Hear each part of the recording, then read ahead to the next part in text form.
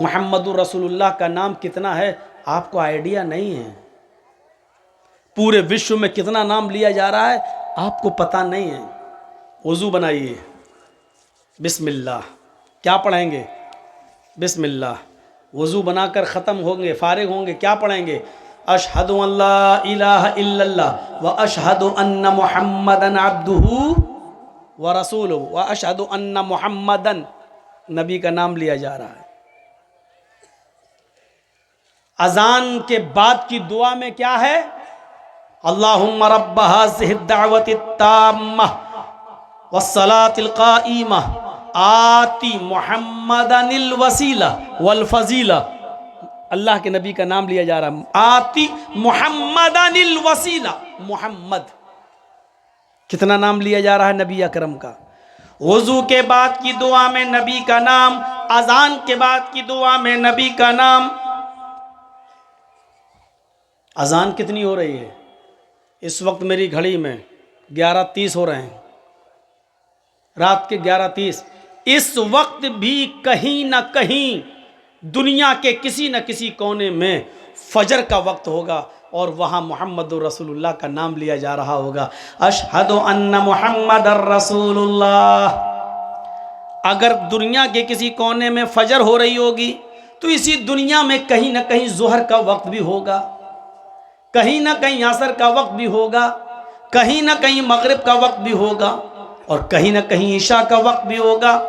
फिर 1 मिनट के बाद उसके मुत्तसिल शहर में टाइम होगा, फिर 1 मिनट के बाद कहीं और होगा, फिर 1 सेकंड और 2 सेकंड के बाद किसी और जगह होगा। इस रूटीन के हिसाब से देखा जाए तो पूरी दुनिया में 1 सेकंड भी ऐसा नहीं जाता कि जिस सेकंड में जनाब मुहम्मदुर रसूलुल्लाह का नाम न लिया जा रहा हो। अशहदु अन्न मुहम्मदर रसूलुल्लाह, नबी का नाम।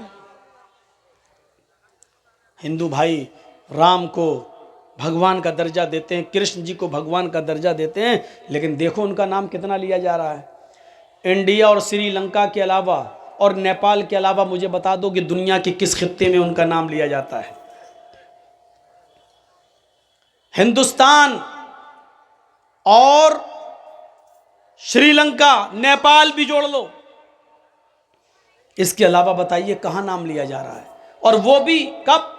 जब कोई मोटरसाइकिल से गया, चलते चलते गिर गया, चोट लगी, तब कहता हाय राम, बस तब राम को याद किया जा रहा है।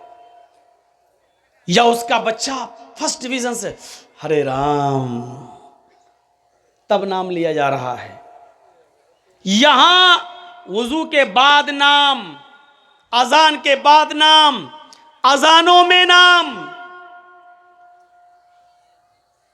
हर वक्त नाम। अल्लाहु अकबर कहकर अगर हमने नमाज शुरू कर दी, कोई सेकंड कोई मिनट ऐसा नहीं जाता कि दुनिया के किसी न किसी हिस्से में नमाज ना हो रही हो। अगर आप अल्लाह का नाम लेते हैं तो आपको नमाज ख़त्म करने से पहले अत्तहियात में मुहम्मदुर रसूलुल्लाह का नाम लेना पड़ेगा। अशहदु अन्न मुहम्मदन अब्दुहु व रसूलुहु। नमाज में सलाम फिरने से पहले आपको दरूद पढ़ना पड़ेगा और दरूद में मुहम्मदुर रसूलुल्लाह का नाम लेना पड़ेगा। अल्लाहुम्मा सल्लि अला मुहम्मद, अल्लाहुम्मा बारिक अला मुहम्मद। गौर कीजिए कि जनाब मुहम्मदुर रसूलुल्लाह सल्लल्लाहु अलैहि वसल्लम का कितना नाम लिया जा रहा है। तखय्युल की शाहराह पर थोड़ी देर के लिए सवार होकर देखिए तो आपको जनाब मुहम्मदुर रसूलुल्लाह का नाम एक एक मिनट में, एक एक सेकंड में लेता हुआ नजर आएगा। दुनिया के हर चप्पे में मुहम्मदुर रसूलुल्लाह का नाम लिया जा रहा है। जो नाम है मोहम्मद, जिसका माना हुआ बहुत तारीफ किया हुआ, जिसकी बहुत तारीफ की गई हो, और वेदों ने जिसको नराशंस बताया है कि जिसकी इतनी प्रशंसा होगी कि पूरे विश्व में उनसे ज़्यादा किसी की नहीं होगी। वास्तविकता यही है, हकीकत यही है कि उनसे ज़्यादा किसी की तारीफ नहीं हो रही है। मखलूक में, सृष्टि में, इंसानियत में सबसे ज़्यादा अगर किसी का नाम लिया जा रहा है तो मोहम्मदुर रसूलुल्लाह का। देख लीजिए, षष्टिम सहस्त्रा नवीतम चक्कौरम अरुष्मे धूदमहे। षष्टिम 60, सहस्त्रा 1000, कितना हो गया? 60,000। मीनिंग देखिए, षष्टिम 60 संस्कृत में, षष्टिम सहस्त्रा, सहस्त्रा मानी हजार, षष्टिम सहस्त्रा 60,000, नवीतम 90, कौरम दुश्मन अरुष्मेधु हिफाजत करेंगे उनसे हम उनकी। षष्टिम सहस्त्रा नवीतम च कौरम अरुष्मेधु दद्महे, कौरम मुहाजिर हिजरत करने वाला, हम उस मुहाजिर की 60,000 90 दुश्मनों से उसकी हिफाजत करेंगे। ऋग, ये अथर्ववेद का कांड 20 सूक्त 127 का पहला मंत्र कह रहा है। मैंने हवाला भी दे दिया। अथर्ववेद कांड 20 सूक्त 127 का मंत्र नंबर 1। कितने दुश्मन होंगे उनके? 60,000 90। और वेद क्या कह रहा है? अथर्ववेद, हम उनको 60,000 90 दुश्मनों से उस मुहाजिर की हिफाजत करेंगे, उससे उनकी रक्षा करेंगे। अरब की कैपेसिटी, अरब की हालत, अरब की कैटेगरी, मोहम्मद रसूलुल्लाह के दुश्मनों की गिनती भी इसी के इर्द गिर्द घूमती है। जंगे खैबर में 10,000 का लश्कर जो मोहम्मद रसूलुल्लाह को मिटाना चाहता था और आपके सहाबा को, गिनती याद रखिएगा, जंगे खैबर में कितने? 10,000 दुश्मनी मिटाना चाहता है। और जंगे खंदक में 10,000 काफिरों का लश्कर जो 3,000 निहत्ते मुसलमानों पर हमला करके उनको मिटाना चाहता था। लेकिन खंदक की जंग भी आपने फतह की और जंग खैबर भी आपने फतह की। जंग खंदक में 10,000 दुश्मन और जंग खैबर में 10,000। 10 और 10 कितने हो गए? 20। 40,000 रूमियों का वो लश्कर जो मदीना की ईंट से ईंट बजाने आया था, मोहम्मद रसूलुल्लाह को निकालने के लिए आया था, खाने काबा को उखाड़ फेंकना चाहता था। और मोहम्मद रसूलुल्लाह इनके मुकाबले में चंद हजार लोगों को लेके जब निकलते हैं, इनका रौब और दबदबा जब उन रूमियों के दिलों में बैठा तो 40,000 का लश्कर तितर बितर हो जाता है। तो 40,000 रूमियों का वो दुश्मन जो मोहम्मद और मोहम्मद रसूलुल्लाह के सहाबा को मिटाने के लिए मदीना में घुस गया था, आना चाहता था और मदीना की ईंट से ईंट बजाना चाहता था, लेकिन इसको शिकस्त होती है और भाग जाते हैं। 40,000 ये और उधर कितने? 20। 40 और 20 कितने हुए? 60। 60,000 दुश्मन तो ये गिनती के हो गए। अब 90 और देखिए। ग़ज़वा तबूक के मौके पर सारे सहाबा चले गए जंग करने के लिए। इस शर्त पे कुछ लोग रह रहे थे अल्लाह के नबी के साथ, यहूदी, कि आप पर कोई हमला करेगा तो हम आपकी मदद करेंगे, हम पर कोई हमला करेगा तो आप हमारी मदद कीजिएगा। लेकिन जब दुश्मनों की तादाद देखी तो ये यहूदी पलट गए और उन्हीं का साथ देने लगे दुश्मनों का। उनकी तादाद थी 80। 13 मुनाफिक थे। 13 मुनाफिक थे जो इस्लाम कबूल किए हुए थे लेकिन दिल से मोहम्मद रसूलुल्लाह के साथ नहीं थे। तो 80 और 13 कितने हो गए? 93। लेकिन इन 93 में से 3 ने सच्ची तौबा कर ली थी, पक्की और सच्ची तौबा कर ली थी। उन्हीं तौबा करने वालों में काब इब्ने मालिक रज़ी अल्लाह ताला अन्हु भी शामिल हैं, जिन्होंने पक्की सच्ची तौबा की और अल्लाह ताला ने माफ़ कर दिया था और अल्लाह के रसूल को हुक्म दिया था कि मैंने इन तीनों को माफ़ कर दिया। उनमें काब इब्ने मालिक भी शामिल हैं। तो 93 में 3 की तौबा अल्लाह ने कबूल कर ली, ये अल्लाह के नबी के साथ आ गए। तो अब कितने बच्चे? 93 में से 3 को माइनस कर दीजिए, 90। 60,000 उधर, इधर कितने हुए? 90। ये गिनती किसकी है? मोहम्मद रसूलुल्लाह के दुश्मनों की। और इसको कौन कह रहा है? अथर्ववेद का 20वां कांड और 127वां सूक्त का पहला मंत्र। हम षष्टिम सहस्त्रा नवीतम, हम उस मुहाजिर को, कौरम कहते हैं अपना मुल्क, अपना देश, अपना शहर छोड़कर दूसरे शहर की तरफ जाने वाले मुहाजिर को। इसमें कोई शक नहीं कि अल्लाह के रसूल मक्के के दुश्मनों से परेशान जब हो गए तो आपने मक्का छोड़कर मदीना की तरफ हिजरत की। आप भी मुहाजिर थे, तो ये इशारा है मुहम्मदुर रसूलुल्लाह की तरफ, यानी हम उस मुहाजिर को, और जिसकी बहुत प्रशंसा की जाएगी, यानी मोहम्मद को, नराशंस को, 60,000 90 दुश्मनों से हम उसकी हिफाजत करेंगे।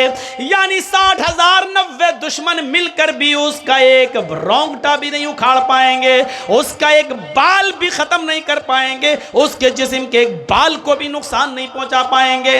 हम उस नराशंस को, हम उस मोहम्मद को 60,000 90 दुश्मनों से उसकी हिफाजत करेंगे। ये मंत्र किसके बारे में उतर रहा है? मोहम्मद रसूलुल्लाह। वरना हिंदू भाई बताएं, आज भी तो हिंदुओं में बहुत बड़े बड़े पंडित मौजूद हैं, वो बताएं कि 60,000 90 दुश्मन किसके हैं, जरा बताएं। अपने ही धर्म के किसी कोई बताए कि 60,000 90 दुश्मन किसके हैं। और इसके आगे वाले मंत्र ने तो और स्पष्ट कर दिया, ओस्ट्रायस्य परवाहिड़ो बधूमंतो द्युदशा।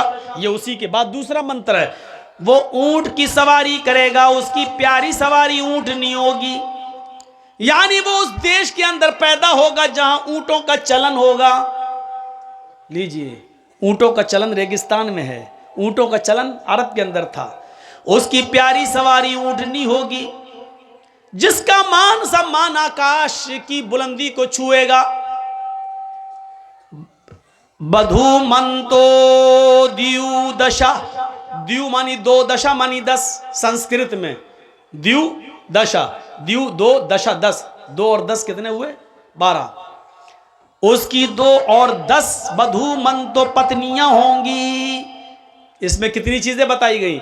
वो कहां पैदा होगा? जहां ऊंटों का चलन होगा। और उसकी प्यारी सवारी क्या होगी? फॉर्च्यूनर नहीं होगी, स्कॉर्पियो नहीं होगी, इनोवा नहीं होगी, उसकी प्यारी सवारी क्या होगी? ऊंटनी। यानी वो ऊंट का सफर करेगा, ऊंट पर बैठेगा। अल्लाह के रसूल सल्लल्लाहु अलैहि वसल्लम तो बाकायदा ऊंटों पर बैठा करते थे, बल्कि आपने जिंदगी का आखिरी खुतबा जो हज्जतुल विदा के मैदान में दिया था, अरफात के मैदान में, वो भी एक ऊंटनी के ऊपर बैठ कर दिया था। और उस ऊंटनी का नाम था कस्वा ऊंटनी था, कस्वा। उस कस्वा नामी ऊंटनी के ऊपर अल्लाह के नबी ने बैठकर हज्जतुल विदा का खुतबा दिया था। आपने कहा ऊंटनी पर कजावा कस दो, ऊंटनी को लाया गया, उस ऊंटनी के ऊपर आप बैठ गए और उस पर बैठकर आपने लोगों को खुतबा दिया। तो आप तो ऊंटनी का सफर किया करते थे, ऊंटनी पर बैठा करते थे। ये अगरचे घोड़े पर भी बैठे हैं, खच्चर पर भी बैठे हैं, और आपने गधे की सवारी भी की है। काना रसूलुल्लाह सल्लल्लाहु अलैहि वसल्लम यऊदुल मरीज व यशहदुल जनाजा व यरकबुल हिमार व युजीबु दावतल अब्द। ये खूबियां थी मोहम्मद रसूलुल्लाह के अंदर कि आप मरीज की आयादत करते थे। मरीज चाहे मुसलमान हो या गैर मुस्लिम, आप सबको देखने जाया करते थे। वह यशहदुल जनाजा, आप जनाजे में शिरकत करते थे, मरने वाला कोई भी हो आप उसके जनाजे में भी जाया करते थे। वह यरकबुल हिमार, आप गधे पर भी सवारी कर लिया करते थे और गधे पर बैठने में भी शर्म महसूस नहीं करते थे, आप गधे की सवारी भी कर लिया करते थे। और वह युजीबु दावतल अब्द, और मामूली गुलाम की दावत भी कबूल कर लेते थे। उसके घर जाकर उसकी चटाई पर बैठकर उसके साथ खाना खाने में भी आपको शर्म महसूस नहीं होती थी। मेरे भाइयों, ये खूबियां थी जनाब मोहम्मद रसूलुल्लाह सल्लल्लाहु अलैहि वसल्लम के अंदर। बुखारी शरीफ के अंदर ये आया है कि अल्लाह के रसूल के अंदर ये खूबियां मौजूद थी। तो आप अंदाज़ा लगा सकते हैं, ऊंटनी की सवारी महबूब सवारी थी नबी की। और ऊंट कहाँ पाए जाते हैं? रेगिस्तान में। यानी मतलब वो कहाँ पैदा होंगे? अरब के अंदर। और तीसरी चीज़, उनकी पत्नियां कितनी होंगी? 2 और 10। कितनी हो गई? 12। 12 बीवी वाला ढूंढ ढूंढ के मर जाएं सब लोग, कोई नहीं मिलेगा।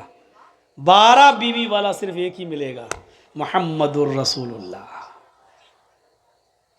हमारे थापा जी बैठे हैं, पूछिए कृष्ण जीसस की, ईसा अलैहिस्सलाम की कोई पत्नी थी? नहीं थी। बाइबल के आधार पर उनको सूली दे दी गई, तख्ते पे ले जाकर लटका कर उनको ख़त्म कर दिया गया, लेकिन हमारे कुरान के मुताबिक उनको सूली नहीं दी गई।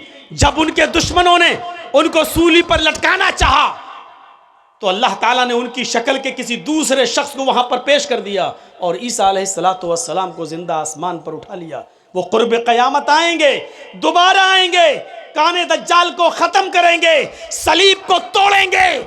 ये कुर्ब क़यामत उनकी निशानी बताई गई है।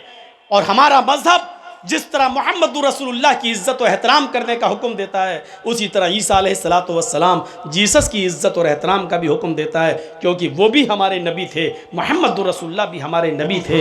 इस्लाम सारे नबियों को के ऊपर ईमान लाने को ज़रूरी करार देता है। अगर हम मोहम्मद को मानते हैं, ईसा को नहीं मानते हैं, तो हम मुसलमान नहीं हो सकते हैं। मेरे प्यारे साथियों, हमारे मजहब के अंदर मुसलमान होने के लिए ज़रूरी है, अगर आप मोहम्मद को नबी मानते हैं तो ईसा को भी आपको नबी मानना पड़ेगा, मूसा को भी पैगंबर मानना पड़ेगा, और जितने नबी अल्लाह ताला ने भेजे उन तमाम नबियों पर ईमान लाना पड़ेगा। मेरे प्यारे भाइयों, यही इस्लाम की असास है। वो तफरीक बैनल मज़ाहिब नहीं चाहता है, वो दुनिया के तमाम मजहबों के दरमियान नफरत नहीं चाहता है। वो ये चाहता है कि अच्छी चीज़ तुम्हें जहां से मिले ले लो। अगर अच्छी चीज़ हिंदू धर्म से मिल रही है तो ले लो, ईसाई मजहब से मिल रही है तो ले लो, ईसाइयत से मिल रही है तो ले लो, जैन धर्म से मिल रही है तो ले लो। अच्छी चीज जहां से मिले वहां से ले लो। अच्छी चीज तुम्हारी खोई हुई अमानत है, और अच्छी चीज किसी की बाप की जागीर नहीं होती है। अच्छी चीज सबके लिए होती है। अच्छी चीज तुम्हें जहां से मिले उसको ले लो।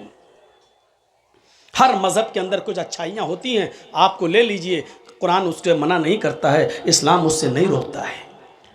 वही ईसा अलैहिस्सलातु वस्सलाम शादी नहीं किए, और आ जाइए सुलेमान अलैहिस्सलाम, उनकी 99 बीवियों का जिक्र हदीस में मिलता है। कितनी बीवियां थी? 99। दाऊद अलैहिस्सलाम के पास कितनी बीवियां थी? 1000। 99 वाले हैं, 1000 बीवियों वाले हैं। इब्राहिम अलैहिस्सलातु वस्सलाम की 2 बीवियों का जिक्र मिलता है, सारा और हाजरा। बाद रिवायतों में 3 का भी मिलता है कि उनकी 3 बीवियां थीं। चलिए 2 मानो या 3 मानो, 2 और 3 बीवी वाला जिक्र मिलता है। रामचंद्र जी के पास 1 पत्नी थी सीता, लेकिन राम के पिता राजा दशरथ के पास 3 पत्नियां थीं। राम के पिता राजा दशरथ के पास 3 पत्नियां थीं, 3।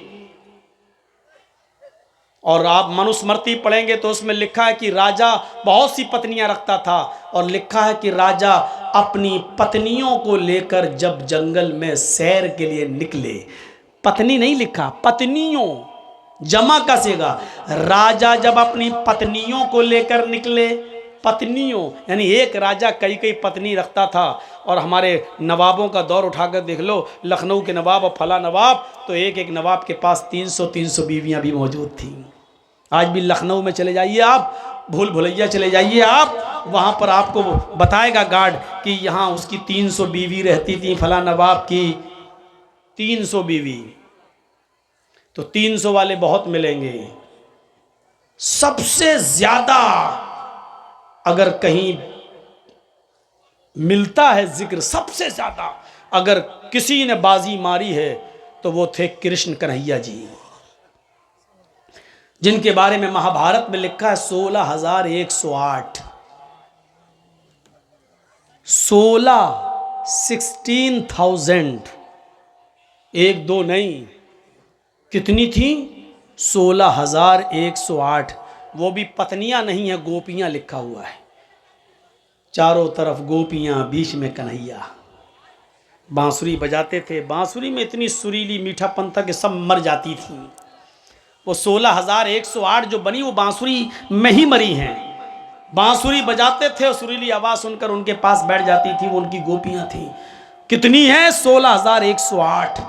लेकिन मसला न 16,000 का है, मसला न 2-3 का है, मसला न 99 का है, न 1000 का है। मसला यह है कि 12 बीवी वाला आखिरी नबी होगा, अंतिम ऋषि वो होगा जिसकी 12 बीवियां होंगी। तो 12 बीवी यानी 11 तो बीवियां और 1 लौंडी, 1 बांदी। मुकौकिस के बादशाह ने, मुल्क शाम के बादशाह ने जो 2 लड़कियां तोहफे में भेजी थीं, अल्लाह के नबी सल्लल्लाहु अलैहि वसल्लम को गिफ्ट के तौर पर दी थी। एक का नाम था सीरीन और एक का नाम था मारिया। तो अल्लाह के रसूल ने एक को एक्सेप्ट कर लिया था, मारिया को, और सीरीन जो थी वो हज़रत हस्सान इब्न साबित को दे दिया, इनको आप रखो, और मारिया को आपने अपने पास रख लिया। मारिया से एक बच्चा भी पैदा हुआ अल्लाह के नबी का, जिसका नाम था इब्राहीम, एक बेटा भी पैदा हुआ। तो 11 बीवी एक लौंडी, 12 पत्नियों वाला। चूँकि लौंडी से भी बीवी वाला काम लिया जा सकता है, इसलिए उनको भी हम बीवी में शामिल कर रहे हैं। तो 11 पत्नी एक लौंडी, तो क्या हुआ? 12 बीवियों वाला अगर कोई मिलता है और कोई दिखाई देता है हिंदू धर्म की किताब के मुताबिक, तो वो सिर्फ एक ही है, और वो कौन है? मुहम्मदुर रसूलुल्लाह सल्लल्लाहु अलैहि वसल्लम। और आगे वाला मंत्र तो बिल्कुल क्लियर है, और देखिए, एश एशाए मामहे,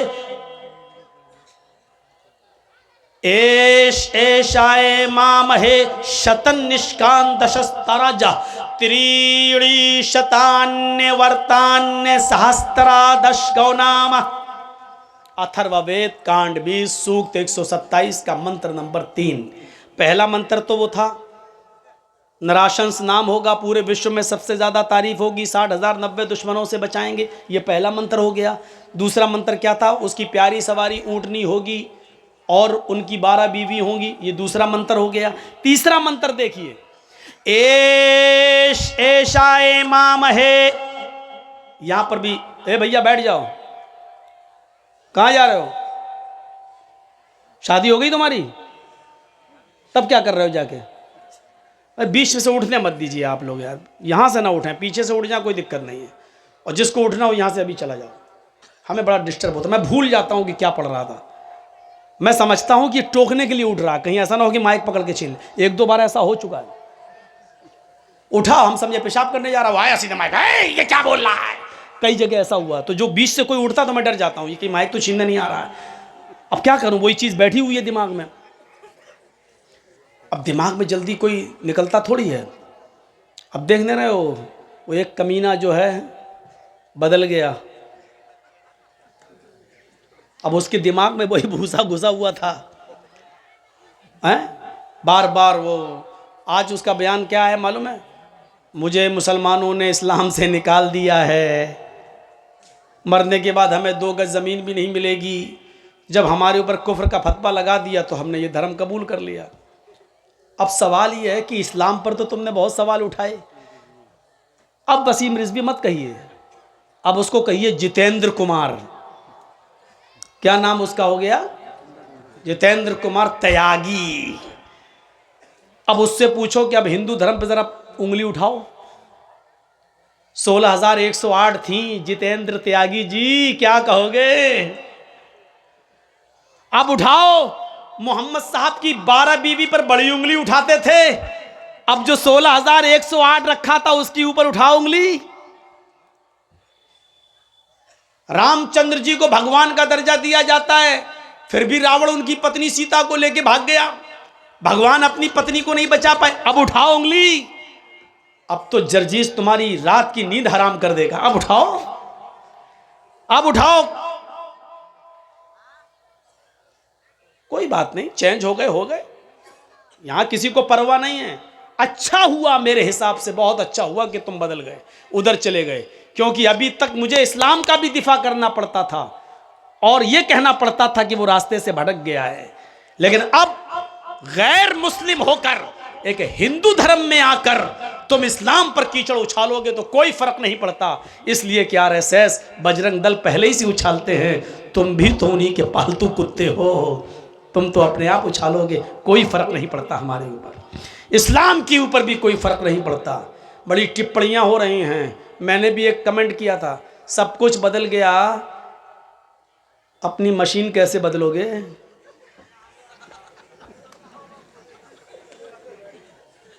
वो भी तो बदलो।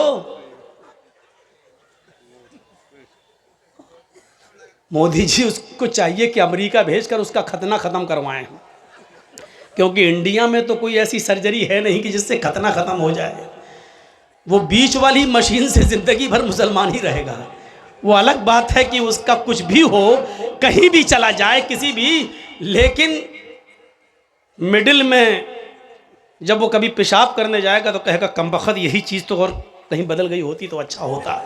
वो ज़िंदगी भर याद रखेगा अपनी मशीन को कि ये मशीन, वो तो अच्छा हुआ कि छिपी हुई रहती है, छिपी हुई, लेकिन वो अकेले में जब भी पेशाब करेगा तो वो अपनी मशीन को ज़रूर गाली ज़रूर देगा, कमबख्त तू ही मुझे शर्मिंदा कर रही है, सब कुछ तो बदल गया, तू भी बदल जा कमबख्त। हो सकता है उस धर्म में बड़े बड़े चमत्कारी बाबा मौजूद हैं, हो सकता है कि ये भी बदल दें। हम तो मशवरा देंगे रिजवी साहब, किसी हॉस्पिटल में जाके उस बीच वाली चीज़ को ख़त्म करा दीजिए और बीच वाले ही बन जाइए। वो सबसे अच्छा मशवरा है मेरा, क्योंकि ये बीच वाली चीज़ तुम्हें ज़िंदगी भर जीने नहीं देगी, जीने नहीं देगी, यही तुम्हें ललकारती रहेगी। जब पेशाब करेगा, पूजा करेगा, हवन करेगा, होम भू भुर्भुवः स्वः सब कुछ करेगा, लेकिन जब पेशाब करने जाएगा कहेगा कमबख्त तू ही मुझे शर्मिंदा कर रही है, यहीं से मैं मुसलमान नहीं, यहीं से मैं हिंदू नहीं हूँ, यहीं से मैं त्यागी नहीं हूँ, यहीं से मैं ये नहीं हूँ। ये चीज़ उसको ज़िंदगी भर लानत भेजती रहेगी, कहीं ना कहीं तो छाप अभी बाकी है। तो अब ज़िंदगी में जिसके दिमाग में जो घुसा होता है वही, तो यहाँ से बीच से मत उठिए। मेरे भी दिमाग में वही घुसा हुआ, हैदराबाद वगैरह में एक दो बार ऐसा हुआ, बीच में एक आदमी आया, मैं समझा कहीं जा रहा, उठाया, बंद कर अपना, हमने है क्या हो गया, उठाया, चली कुर्सियां, माइक फेंके गए, ये हुआ, अंडे चले, टमाटर फेंके गए, बहुत कुछ हुआ हमारे साथ हमारी ज़िंदगी में। खैर अब तो अल्लाह का रहम व करम है। तो मेरे भाइयों, तीसरे इस मंत्र पे गौर कीजिए, एश एशाए, एश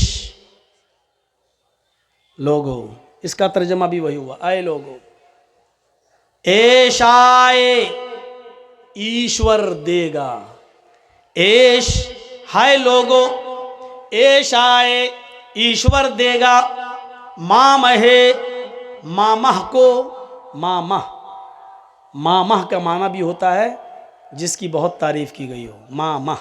इसका भी संस्कृत में हिंदी तर्जमा देखेंगे नालंद विशाल शब्द सागर में, तो मामह के आगे लिखा है प्रशंसक, जिसकी बहुत तारीफ की गई हो, प्रशंसित जिसकी बहुत तारीफ की गई हो। एश यानी मोहम्मद, एश ऐ लोगो, एश आए ईश्वर देगा, मामहे मामह को, नराशंस को, मोहम्मद को क्या देगा, शतन निष्कान, शत 100, निष्कान सिक्के सोने के, शतन निष्कान क्या देगा, 100 सोने के सिक्के, दशस तराजा, 10 इस तराजा हार, 100 सोने के सिक्के, दशस तराजा 10 हार, त्रीणि शतान्य वर्तान, त्रीणि 3 शत 100, शत 100, त्रीणि 3 शत 100, त्रीणि शत 300 वर्तान, अरबी घोड़े। एक एक चीज का तर्जमा देखिए, कोई पंडित भी नहीं बताएगा, अल्लाह की कसम पोल खुल जाएगी उसकी। त्रीणि 3 शत 100, 300 वर्तान घोड़े, त्रीणि शतान्य वर्तान 300 अरबी घोड़े देगा। सहस्त्रा 10 गौनामा, सहस्त्रा भी बताया था, 1000, सहस्त्रा 1000, 10 10,000, सहस्त्र 1000, 10,000 गौ गाय। अब पूरे मंत्र का तर्जमा देखिए, ईश्वर मां महर्षि को मोहम्मद को देगा 100 सोने के सिक्के, 10 हार, 300 अरबी घोड़े और 10,000 गायें। ये मंत्र किसी पर पूरा नहीं उतरता सिवाय मोहम्मद रसूलुल्लाह के। सबसे पहले क्या है, 100 सोने के सिक्के। सोना बड़ा कीमती होता है। जब आपका बच्चा MBBS में एडमिशन लेना चाहे और थोड़े से अंक से फेल हो जाए और 50 लाख रुपया मांगा जा रहा हो कि दे दीजिए आपके बच्चे को MBBS में एडमिशन हो जाएगा, तो आप ऐसे मौके पर अपना सोना तक बेच देते हैं अपने बच्चे के पढ़ाने के लिए। 100 सोने के सिक्के का मतलब 100 कीमती लोग और इल्म एक ऐसी दौलत है जो सोने से भी ज्यादा कीमती। इल्म के हुसूल के लिए मां अपने बच्चों का सोना तक, अपने जेवर तक बेच देती है अपने बच्चों को पढ़ाने के लिए। तो मतलब क्या है, अल्लाह मोहम्मद को ऐसे 100 आदमी देगा जो सोने के सिक्कों की तरह कीमती होंगे, यानी इल्म हासिल करने वाले होंगे। मोहम्मद रसूलुल्लाह के उन 100 सहाबा की तरफ इशारा है जो मदीने के मस्जिद नबवी के बाहर एक चबूतरा बनाता और उस चबूतरे पर बैठकर वो इल्म हासिल किया करते थे। मेरे भाइयों, जिनको असहाबे सुफ़ा के नाम से याद किया जाता है, जो इल्म दीन हासिल किया करते थे, जो पढ़ा करते थे, उनकी तादाद 110, 11, 12, 116 के इर्द गिर्द थी। इसलिए अथर्ववेद के अंदर लगभग आया है कि ईश्वर मामा ऋषि को देगा लगभग 100 सोने के सिक्के। लगभग का मतलब ये होता है कि कुछ ज्यादा या कुछ कम।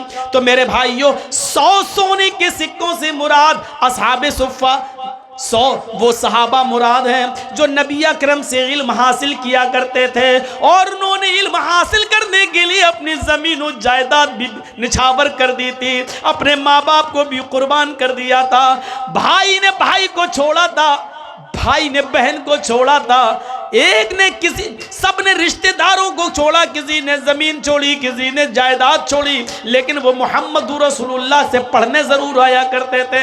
ये तादाद उनकी इसी 100 के इर्द गिर्द घूमती है। शतन निष्कान अल्लाह मामा को देगा 100 सोने के सिक्के, 10 तरजा, 10 हार। हार औरतें गले में पहनती हैं और आपने देखा होगा कि लॉकेट पर, हार पे जो इतना सा लॉकेट होता है नीचे, जो उस पर औरतें प्यार में नाम लिख लेती हैं और अपने पति के नाम का पहला अक्षर, जैसे किसी का नाम जमील है तो जे बना लिया, किसी का नाम करीम है तो के बना लिया, किसी का नाम आसिफ है तो ए बना लिया और उसको पहने हुए गले में लटका लेती हैं। यानी मेरा पति मेरे दिल के करीब है। आजकल तो खुराफाती लड़कियां भी यही सब कर रही हैं, अपने आशिकों का नाम लटका लिया, और लड़के भी कर रहे हैं। लड़के कुछ ज़्यादा ही दीवाने हैं, वो अपनी माशूकाओं का नाम यहाँ लिखवाते हैं, खंजर चलवाते हैं, गुदवाते हैं, ऐसा लिखवाते हैं कि वो कभी ना मिटे, यहाँ लिखवा। ये जुनून और पागलपन है। शेख अब्दुल्ला इब्न बास का फतवा अगर आप उठाएंगे तो आप पढ़ेंगे जिन्होंने अपने जिस्म को गुदवाया है, गुदवाया, अपने जिस्म पर लिखवाया है खंजर से, उससे जो मिटता नहीं है, ऐसा आदमी अगर मर जाए तो उन्होंने फतवा दिया है कि ऐसे आदमी की नमाज जनाजा जायज़ नहीं है और ऐसे आदमी को मुसलमानों के कब्रिस्तान में दफन नहीं किया जाना चाहिए। इतना सख्त फतवा दिया ऐसे शख्स के बारे में। हम सोचते ही नहीं है कि हम क्या कर देते हैं, नाम गुदवा रहे हैं। तो हार चूंकि दिल के बहुत करीब होता है, तो अल्लाह मोहम्मद को 10 हार देगा, मतलब ऐसे 10 सहाबा देगा जो मोहम्मदुर रसूलुल्लाह के दिल के बहुत करीब होंगे, जो नबी को बहुत महबूब होंगे, बहुत प्यारे होंगे। ईमानदारी के साथ बताइए, क्या ऐसे 10 सहाबा नबी के पास थे या नहीं? हदीस की किताबों में इन 10 सहाबा को आशरे मुबश्शरा कहा जाता है, जो इतने चहीते थे, इतने प्यारे थे मोहम्मद रसूलुल्लाह को कि अल्लाह के रसूल ने इसी दुनिया में एक एक का नाम लेकर एक एक को जन्नती कहा था।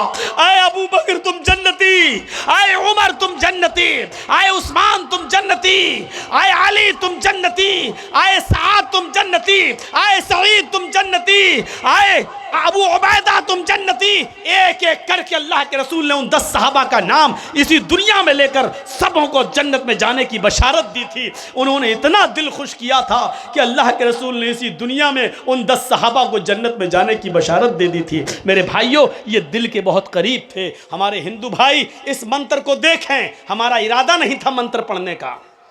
मैंने तो शेख निज़ामुद्दीन साहब से भी कह दिया कि अब मंत्र नहीं पढ़ता हूँ, मैं छोड़ दिया हूँ। आपके इस स्कूल के, इस मदरसे के जिम्मेदार से भी मैंने कह दिया था कि अब छोड़िए मंत्र अंतर मैं नहीं पढ़ता हूँ। उसकी वजह यह है कि मंत्र बंगाल में पढ़ता हूँ, केस यूपी में होता है मेरे ऊपर, और होने की वजह भी है क्योंकि इन मंत्रों को पढ़ने के बाद ये यूट्यूबर जो है ना, इनके जो चैनल चल रहे हैं, इनके अकाउंट में जो पैसे आ रहे हैं, इन लोगों की वजह से मेरे ऊपर केस होता है वहां पर। अभी हमने कृष्ण जी के बारे में बोला 16,108 बीबी। अब जानते हो इसमें कोई ना कोई हरामी चैनल वाला इतना हरामी होगा, वो इसको कटिंग करके डालेगा, कृष्ण कन्हैया की रंग रेलियां, इस तरीके से वो हेडिंग बना के डालेगा और इस पर वो लोग बिगड़ के हमारे ऊपर केस कर देते हैं कि देखिए हमारे कृष्ण जी को ऐसा, कौन आदमी अपने बुजुर्ग को और अपने जिसको भगवान का दर्जा देता है उसकी बुराई सुन लेगा? बताइए आप। वसीम रिजवी की आप सुन पा रहे हैं?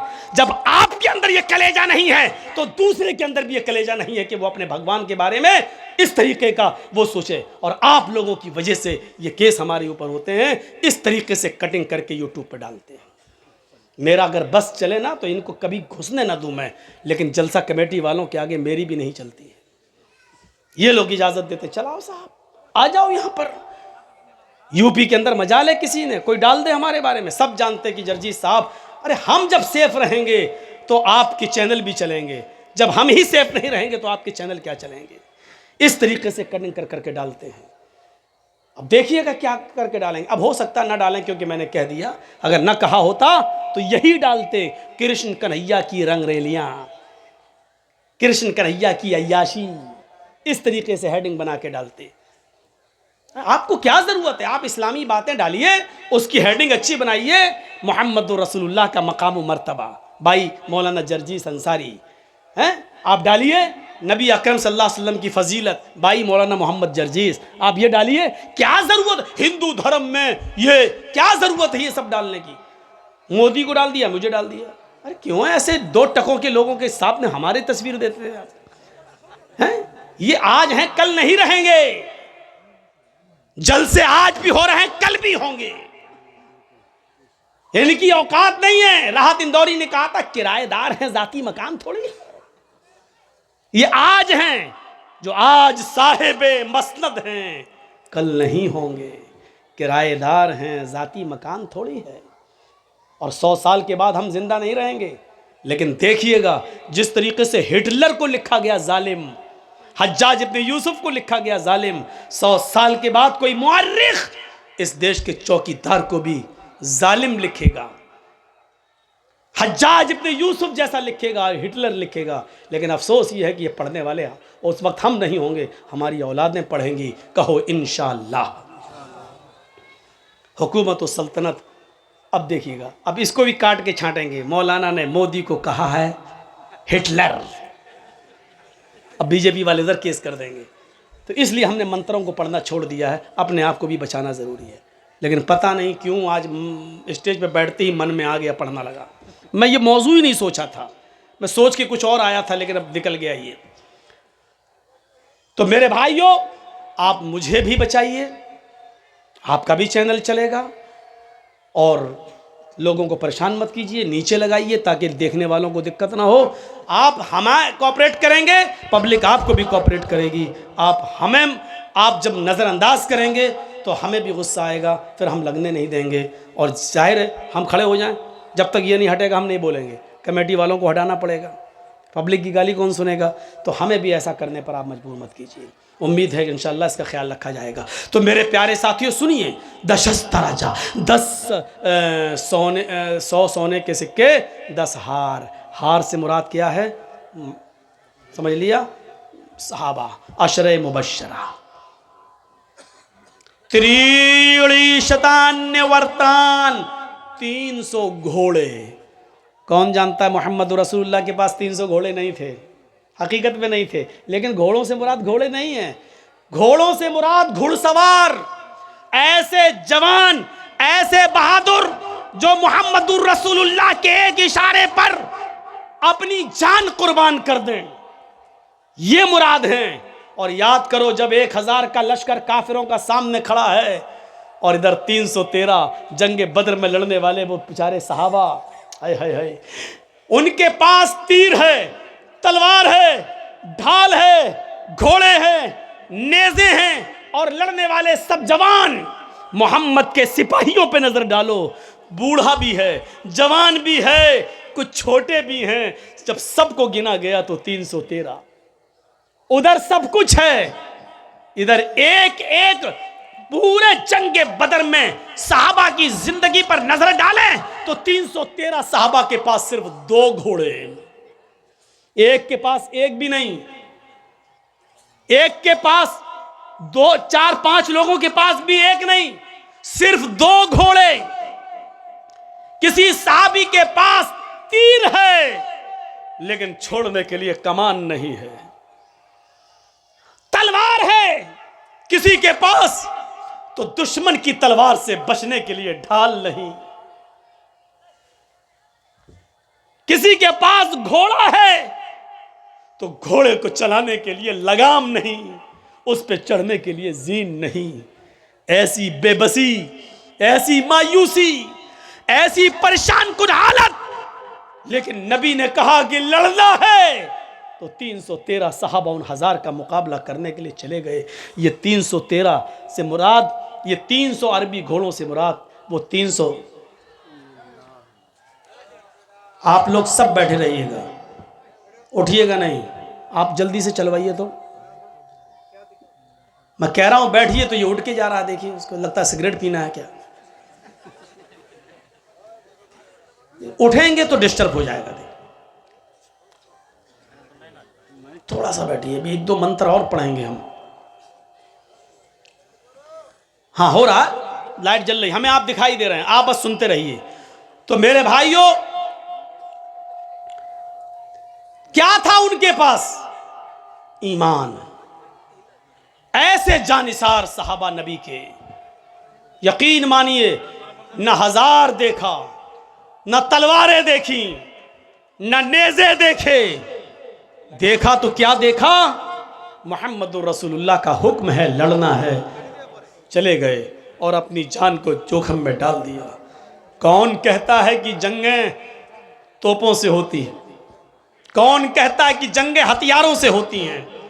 कौन कहता है कि जंगें आजकल के आधुनिक अणु और अस्त्र शस्त्र से होती है? नहीं, जंगें हौसलों से होती हैं, जंगें ईमानी ताकत से होती हैं। देख लीजिए, जिनके पास सब कुछ था, हथियार, तीर, तलवार, सब कुछ, लेकिन वो 313 सहाबा का मुकाबला नहीं कर सके। 70 काफिर मारे गए और 70 ही कैद कर दिए गए, कैद करके लाए गए। इतनी देर तो नहीं लगाना चाहिए जनरेटर वाले को भाई।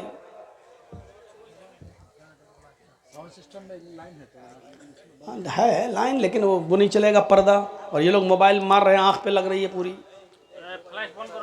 नहीं फ्लैश, हाँ चलिए चलिए ठीक है। तो हौसलों से लड़ाइयां होती हैं और जंगें होती हैं। तो अल्लाह मोहम्मद को क्या देगा?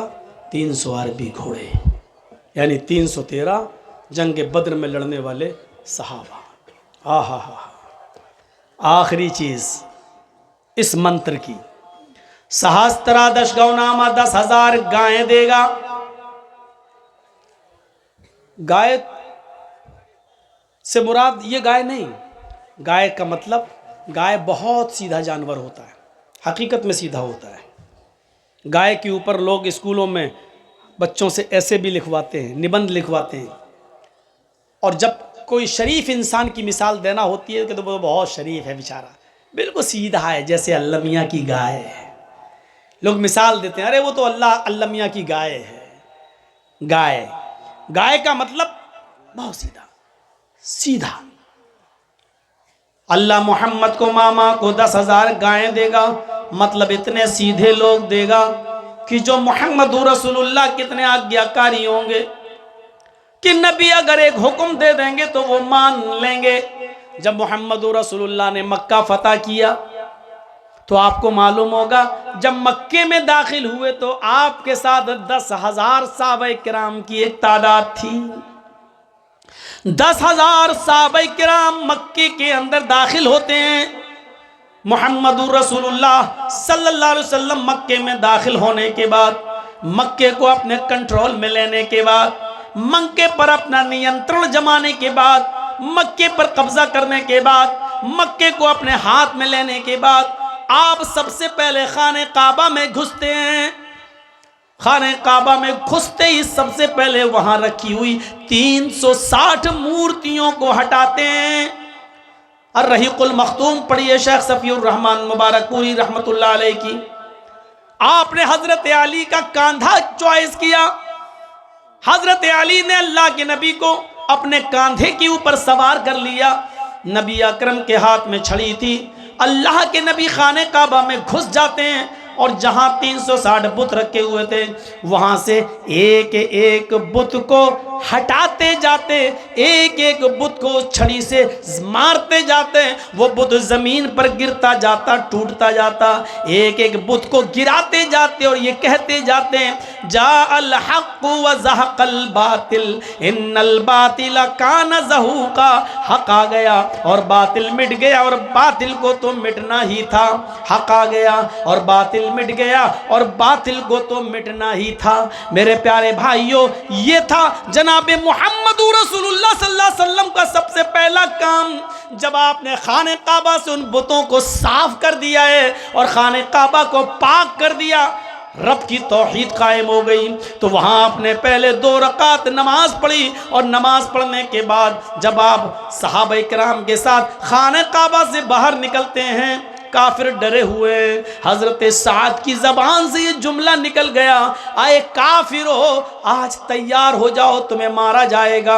आए काफिरो तैयार हो जाओ मरने और कटने के लिए। तुमने हमें मारा, तुमने हमें मक्के से निकाला, हमारी ज़मीन और जायदाद से हमें बेदखल किया, हमारे बच्चों को तुमने कत्ल किया, तुमने बहुत जुल्म किए। आज इंतकाम के लिए तैयार हो जाओ। जिन्होंने हमारे बच्चों को मारा, हमारे बड़ों को मारा, आज हम उनको भी कत्ल करेंगे। तैयार हो जाओ कत्ल होने के लिए। हजरत साद की जबान से जुमला निकल गया, अल यौम यौमुल मलहमा।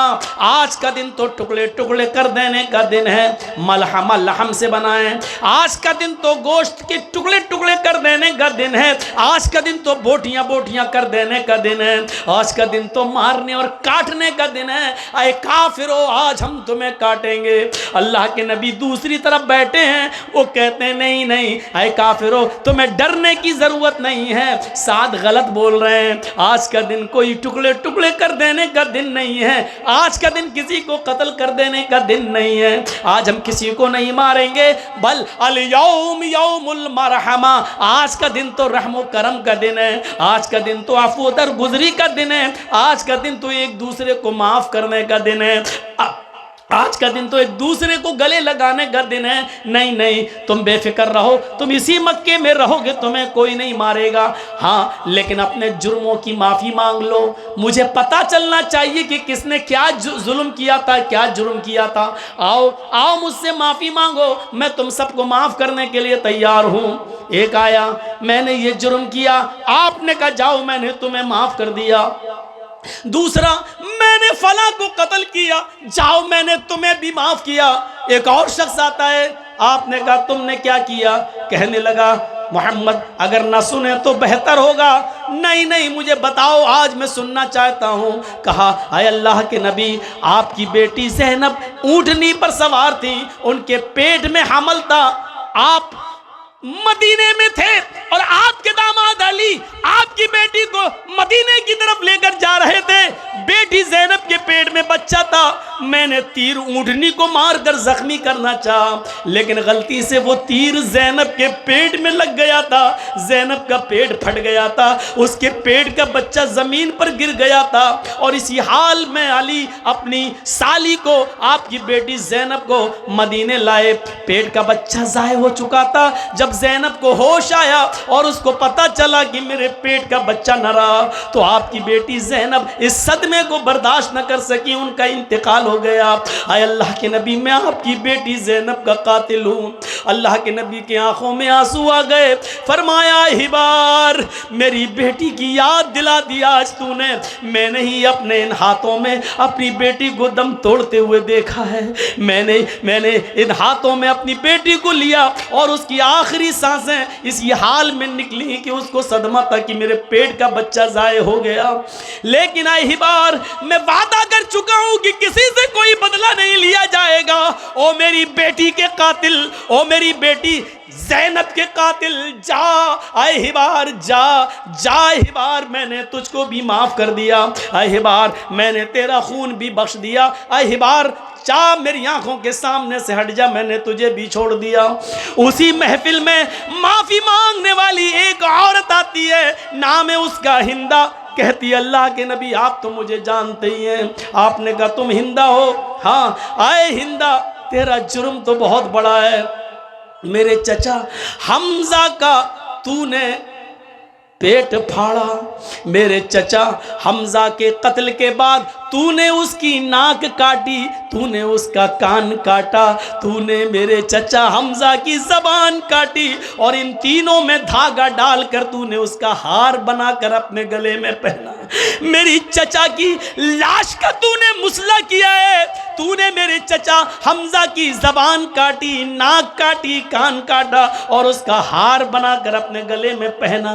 इस पर भी तेरा कलेजा ठंडा ना हुआ तो तूने मेरे चचा का पेट फाड़ा, पेट से कलेजा निकाला, उस कलेजे को काटा और अपने दांतों से नोचा और उस कलेजे को तूने दांतों से चबाया। जब तेरे दिल ने उसको हलक के अंदर, पेट के अंदर ले जाना गवारा न किया तो अपने दांतों से कच्चा चबाकर तूने जमीन के ऊपर थूक दिया। अय हिंदा तूने मेरे चचा के साथ इतना भयानक और खतरनाक सलूक किया, लेकिन मैं आज तुझसे भी बदला न लूंगा। आए हिंदा जा, मैंने तुझे भी माफ़ कर दिया। आए हिंदा लेकिन एक गुजारिश है, मेरे सामने मत आना, मैं भी इंसान हूँ, मेरे पास भी दिल है। जब तू मेरे सामने आएगी तो मुझे अपने चचा की लाश याद आ जाएगी। जब तू मेरे सामने आएगी तो मुझे अपने चचा का ये मुसला किया हुआ, ये बिगड़ा हुआ और उनकी लाश के साथ ये सलूक जो तूने किया वो मेरे सामने आ जाएगा। आए हिंदा आइंदा मेरे नजरों के सामने मत आना। आए हिंदा जब तू मेरी आंखों के सामने आएगी तो मुझे मेरे चचा की याद आ जाएगी। ये कहकर आपने हिंदा को भी माफ कर दिया। ये अलग बात है कि हिंदा बाद में इस्लाम ले आती है। मेरे प्यारे साथियों, आपने एक एक करके सबको माफ कर दिया। जब अल्लाह के नबी ये कह रहे थे कि आज मैं किसी से इंतकाम नहीं लूंगा, तो ये 10,000 साहबा इतने सीधे थे कि खामोश होकर कहने लगे आपका फैसला सर आंखों पर, जो आपने फैसला कर दिया वो मुझे तस्लीम है, जो आपने फैसला कर दिया वो मुझे कबूल है। मेरी अपने माँ बाप का, मैं अपने बेटों का, अपनी औलाद का मैं भी बदला न लूंगा। मेरे भाइयों, 10,000 गाय से मुराद ऐसे 10,000 साहबा जो नबी अकरम पर अपनी जान निछावर करेंगे और उनके हुक्म के आगे अपने सरे तस्लीम खम कर लेंगे। ये 10,000 गाय से मुराद ये है। तो 100 सोने के सिक्कों से मुराद असहाबे सुफ़ा, 10 हार से मुराद अशरे मुबशरा, 300 घोड़ों से मुराद 313 जंगे बदर में लड़ने वाले सहाबा, 10,000 गायों से मुराद मक्के में 10,000 सहाबा का वो लश्कर जो जनाब मोहम्मद रसूलुल्लाह के साथ मक्के में दाखिल हुआ और अल्लाह के रसूल सल्लल्लाहु अलैहि वसल्लम की बात को तस्लीम कर लिया। ये पूरा का पूरा मंत्र सिर्फ मोहम्मद रसूलुल्लाह पर फिट उतरता है, पूरा उतरता है। इसके अलावा इस मंत्र के मुताबिक हमें कोई नहीं दिखाई देता।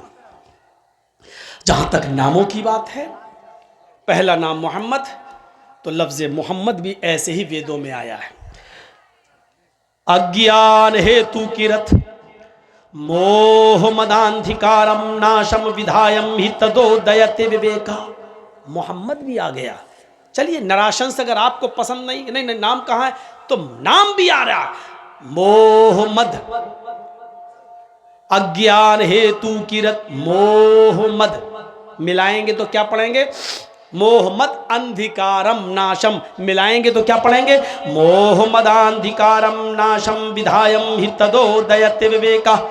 मोहम्मद आएंगे इस धरती पर, मोहम्मद आएंगे। मोहम्मदांधिकारम नाशम, धरती पर अंधेरा होगा वो उस अंधेरे को नाश कर देंगे।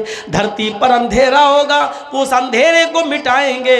मोहम्मदांधिकारम नाशम, मोहम्मद के आने के बाद अंधेरा मिटेगा। आपको नहीं मालूम मोहम्मदुर रसूलुल्लाह के आने से पहले कितना अंधेरा था? उसकी एक झलक देखना चाहते हो तो मैं दिखाऊं आपको। इतना अंधेरा था मोहम्मदुर रसूलुल्लाह के आने से पहले कि लोग शराब इतने मस्त थे कि उनके घर में जब कोई बच्चा पैदा होता था तो मां अपने बच्चे को दूध का कतरा मुंह में नहीं डालती थी, पानी का कतरा मुंह में नहीं डालती थी। बच्चा मां के पेट से बाहर आता था तो शराब के कतरे और शराब की बूंदें उस बच्चे के मुंह में डाली जाती थी और इस पर फख्र किया जाता था कि मैंने अपने बच्चे को पैदा होने के बाद शराब के कतरे पिलाए। उनकी घुट्टी में शराब रची और बसी हुई थी। जुआ इतना ज्यादा खेला जाता था कि जुए में रकम हार जाते थे तो मकान लगा दिया करते थे, और मकान जुए में हार जाते थे तो बीवी जुए में लगा दिया करते थे। पढ़िए ज़ादुल मआद अल्लामा इब्न क़य्यिम की। और बीवी भी जुए में हार जाते थे तो जवान बेटी जुए में लगा दिया करते थे। जिनाकारी उरूज पर थी, औरत की कोई हैसियत नहीं थी।